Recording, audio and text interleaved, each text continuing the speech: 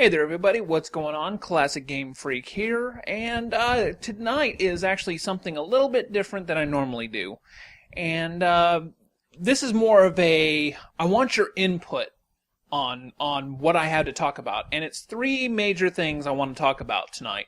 First off, I want to ask anybody who's played any of the Army of Two games, what do you think of the new Army of Two? I was kind of blown away when I heard that this game was coming out. I didn't know anything about it until just about a week before the Game Informer came out showing, what is it, Devil's Cartel, I think it's called. If you are an Army of Two fan, what do you think of not playing as Salem and Rios? Did you like the games? I want to get your feedback on that.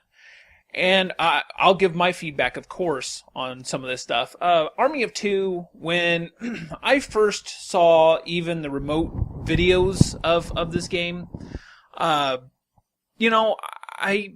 saw it a little bit after I got my Xbox back in late 2006. I'd gotten my Xbox in November of 2006.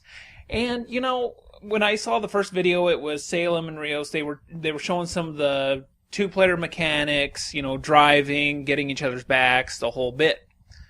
At the end of it, you've got the commanding officer. I don't even remember his name, but he's like, "Isn't that right, Rios?" He turns around. He's like, "Rios." Rios is there asleep. And Salem's like, "We were out a little late last night, sir." And Rios is, well. That right there cracked me up, and that was my introduction to the game. Not being able to play as them is kind of sucky, because I liked those characters. The game, both that and the 40th Day, were not great games, but I still liked those characters.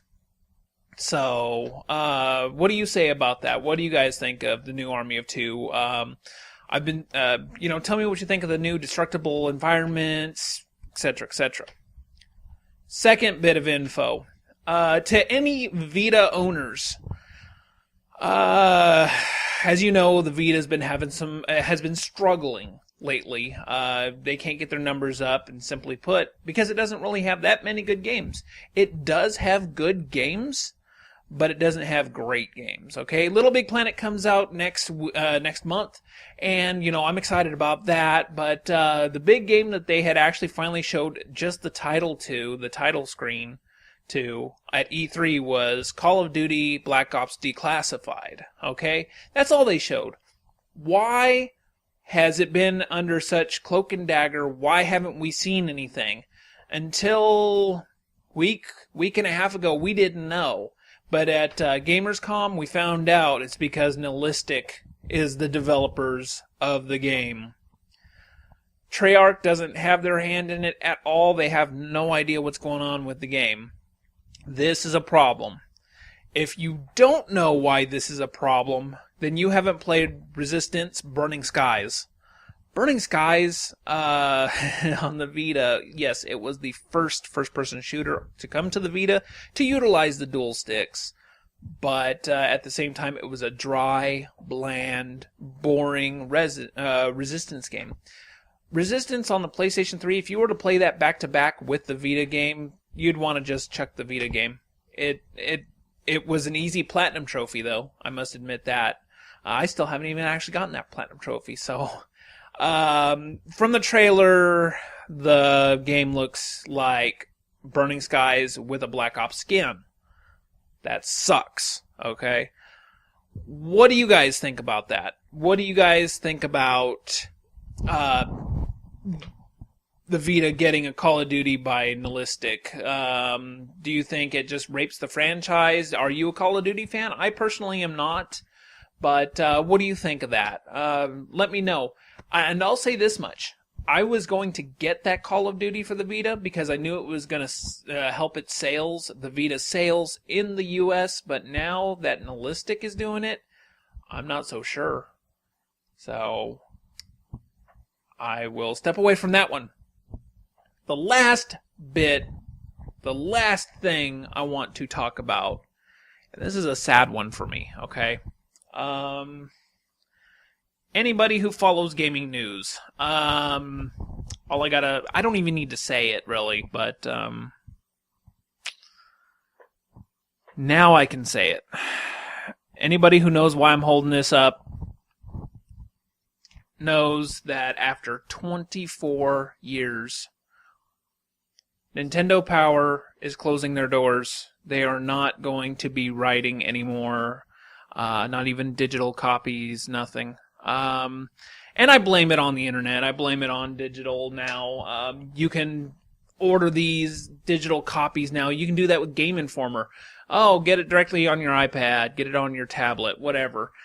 That sucks. I mean, these things were so cool. Yeah, this is an older issue. This is November and December of '89. So yeah, definitely good memories with these. I'm real sad because this is, for a lot of us, this was the only way we could beat some games. I mean, you'd get stuck on some levels and, you couldn't get through it. Like, this one has almost a complete walkthrough for Iron Sword, which is Wizards and Warriors 2. It was real cool. It was very graphic. Not graphic, but graphical, I should say. There was a lot to look at. A lot that was pleasing to the eyes. As a child, yes, I mean, I knew how to read, but the pictures made it so much easier. Like, I knew what I was looking at. And, I mean, I'm just kind of flipping through this.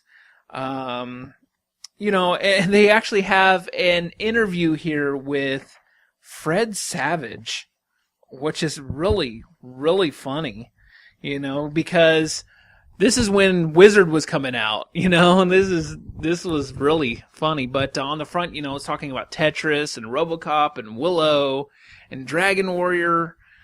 Man. So what I want to ask you all, or what I'm going to say real quick, is December is going to be the last month we're ever going to see any new Nintendo Power magazines. What's your favorite Nintendo Power memory? What stood out for you on these? Was it the posters? Was it the experts on there? Was it the fan art? What was it? For me personally, I'd have to say it was the maps. And I know that's kind of funny, but there was that, and there was one other thing. First, there was the maps.